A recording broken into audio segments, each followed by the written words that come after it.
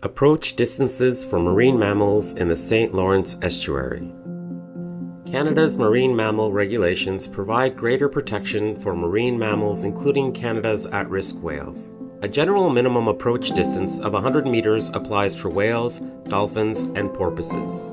In the Saint-Laurent estuary and the Saguenay River, you must stay 400 meters away from endangered or threatened species of whales, dolphins, and porpoises. You must also stay 100 meters away from all other whales, dolphins, and porpoises.